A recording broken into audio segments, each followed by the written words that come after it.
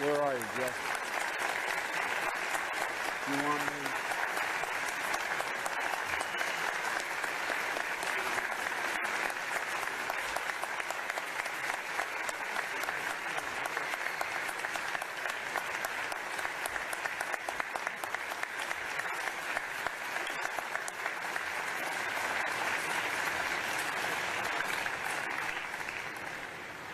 Thank you, Vice President Biden, for those moving and significant words. Thank you for your service as chair of the Constitution Center, and it's now my great pleasure and honor to invite the Vice President to award the 27 Liberty Medal to John McCain. I'm not going to put it around his neck because he gets animated, and I'm worried it's going to hurt him speaking. I'm going to say these words. Senator McCain, you have honorably served your country as a war hero.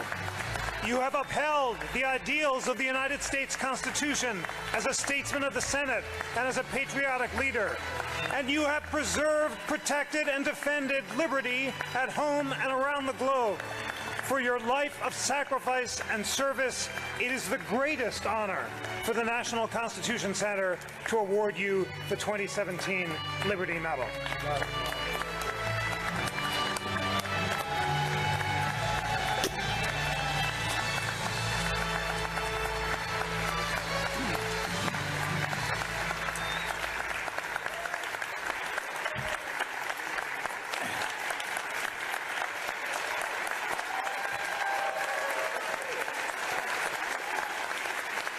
Well, thank you, Joe, my old dear friend. Thank you, Joe, my old dear friend, for those mostly undeserved kind words. Vice President Biden and I have known each other for a lot of years now, more than 40 if you're counting. We knew each other back when we were young and handsome and smarter than everyone else, but were too modest to say so. Joe was already a senator, and I was the Navy's liaison officer to the Senate. My duties included, as he mentioned earlier, escorting Senate delegations on overseas trips, and in that capacity I supervised the delegation's luggage, which could require now and again, when no one of lower rank was available for the job, that I carry someone else's bag. Once or twice, that turned out to be the young senator from Delaware. I've resented it ever since.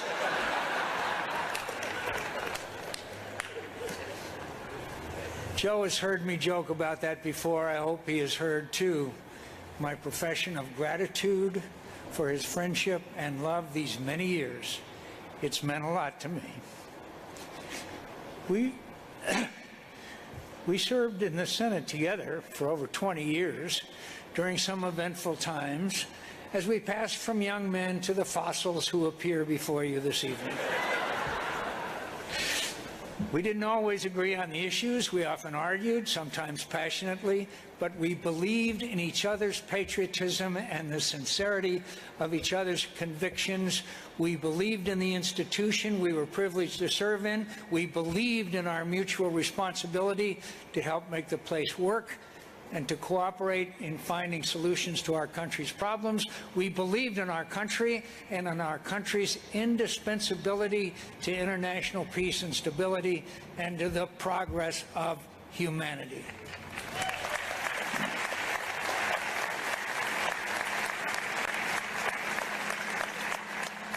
And through it all, whether we argued or agreed, Joe was good company.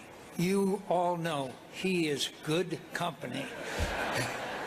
So thank you, old friend, for your company and your service to America. Thank you, too, to the National Constitution Center and everyone associated with it for this award. Thank you for that video and for all the too generous compliments paid to me this evening. I'm aware of the prestigious company the Liberty Medal places me in. I'm humbled by it, and I'll try my best not to prove too unworthy of it. Some years ago, I was present at an event where an earlier Liberty Medal recipient spoke about America's values and the sacrifices made for them. It was 1991, and I was attending the ceremony commemorating the 50th anniversary of the attack on Pearl Harbor. The World War II veteran, estimable patriot and good man, President George Herbert Walker Bush, gave a moving speech at the USS Arizona Memorial. I remember it very well. His voice was thick with emotion as he neared the end of his address. I imagine he was thinking not only of the brave Americans who lost their lives on December 7, 1941, but of the friends he had served with and lost in the Pacific, where he had been the Navy's youngest aviator. "Look at the water here, clear and quiet," he directed.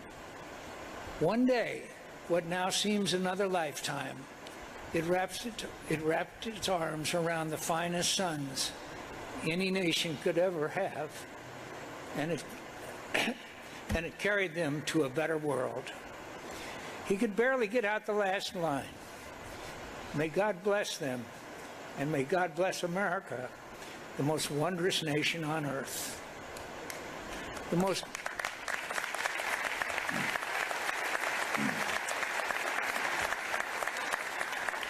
most wondrous land on earth indeed. I've had the good fortune to spend 60 years in service to this wondrous land.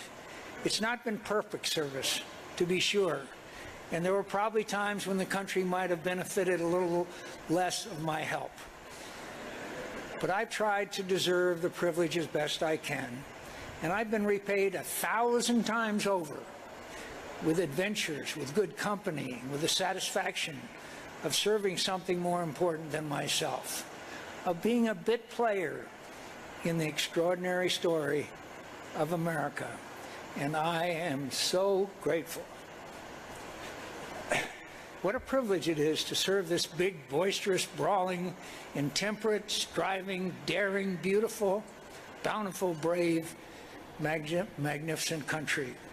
With all our flaws, all our mistakes, with all the frailties of human nature, as much on display as our virtues, with all the rancor and anger of our politics, we are blessed.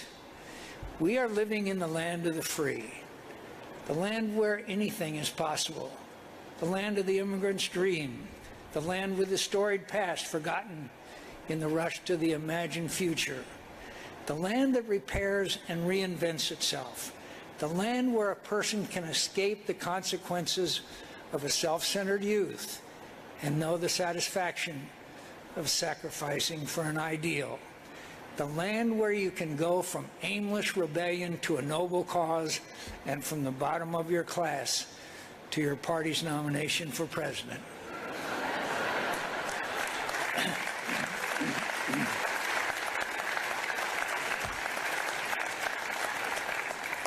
We are blessed, and we've been a blessing to humanity in turn. The international order we helped build from the ashes of World War and that we defend to this day has liberated more people from tyranny and poverty than ever before in history. This wondrous land has shared its treasures and ideals and shed the blood of its finest patriots to help make another better world. And as we did so, we made our own civilization more just, freer, more accomplished, and prosperous than the America that existed when I watched my father go off to war on December 7th, 1941.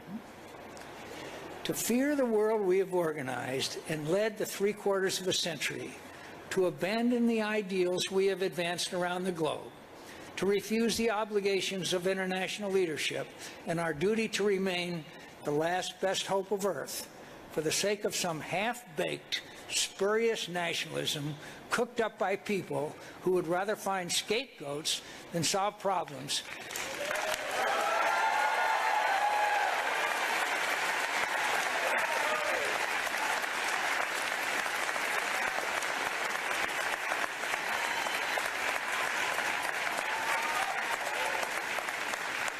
is as unpatriotic as an attachment to any other tired dogma of the past that Americans consigned to the ash heap of history.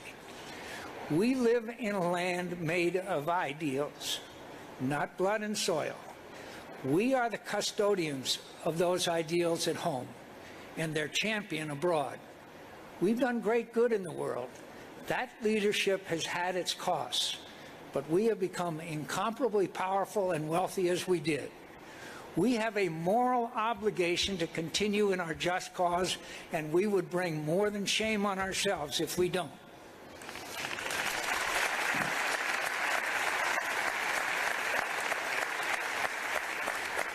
We will not thrive in a world where our leadership and ideals are absent.